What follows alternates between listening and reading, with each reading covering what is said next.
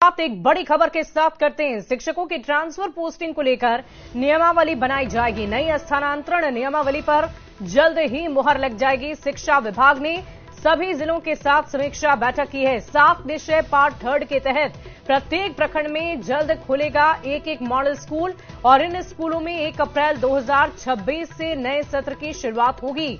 इन स्कूलों में साक्षात्कार के आधार पर छात्रों का चयन होगा और छात्रों के चयन की जिम्मेवारी SCERT को मिली है। ग्रीवांस के आधार पर शिकायतों का जल्द निपटारा होगा।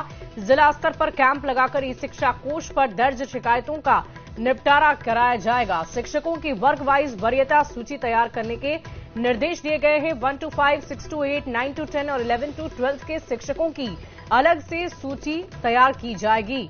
और देखिए इस पूरी खबर के अधिक जानकारी के साथ न्यूज 18 संवाददाता रजनीश हमारे साथ फोनलाइन पर जुड़ रहे हैं पटना से। रजनीश, क्या है ये पूरी खबर, विस्तार से बताएं। राजेंद्र ने सभी अधिकारियों के साथ बैठक की है, जिसमें सभी जिले के DEO हैं, DPO हैं और इसके साथ साथ विभाग के तमाम जो निदेशक हैं उनके साथ बैठक हुई।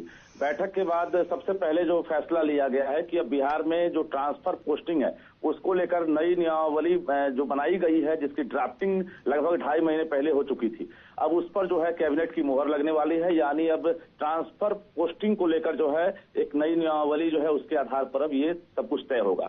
दूसरी बड़ी बात यह है कि 7 निश्चय पार्ट 3 के तहत जो CM नीतीश कुमार लगातार यात्रा के दौरान घोषणा भी कर रहे थे कि सभी प्रखंडों में एक मॉडल स्कूल खुलेगा, तो इसको लेकर भी जो है स्कूल लगभग खुल चुके हैं। अब 1 अप्रैल से 2026 से ही ये नया सत्र शुरू होगा और इसमें सबसे बड़ी बात यह है कि जो स्टूडेंट दाखिला लेंगे उनका पहले साक्षात्कार होगा और इसकी जिम्मेवारी दी गई है SCERT को।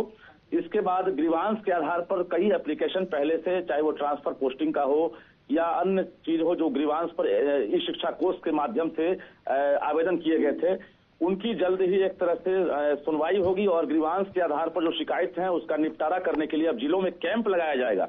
यानी अधिकारियों को निर्देश दिया गया कि जिलों में आप कैंप लगाएं और जल्द ही निपटारा करें। इसके अलावा जो वरीयता को लेकर लगातार सवाल उठ रहा है, इसको लेकर भी वर्ग वाइज जो वरीयता की सूची है वो तैयार करने का आदेश दिया गया, जिसमें 1 to 5, 6 to 8, 9, 10, 11, 12 के शिक्षक हैं उनकी तैयार सूची होगी।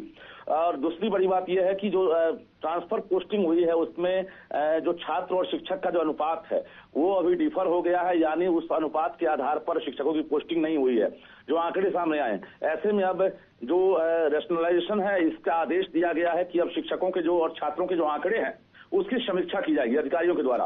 साथ ही जनवरी का वेतन भुगतान नहीं करने वाले तमाम DEO को फटकार भी लगी है, DPO को, और सभी को ये कहा गया है कि जनवरी के जो वेतन नहीं जिनको मिला है शिक्षकों को, उनकी सूची आप वेबसाइट पर अपलोड करें नाम के साथ।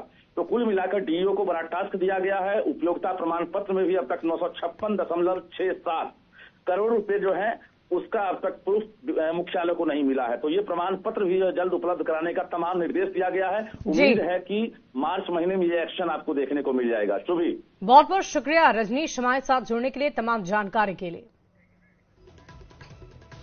बढ़ते आगे, पटना मेट्रो का विस्तार हो गया है और आज भूतनाथ स्टेशन से मलाही पकड़ी स्टेशन तक मेट्रो का ट्रायल रन किया गया। अगर आज ट्रायल में सब कुछ सही होगा तो जल्द ही ISBT से सीधे मलाही पकड़ी तक लोग मेट्रो का सफर कर पाएंगे।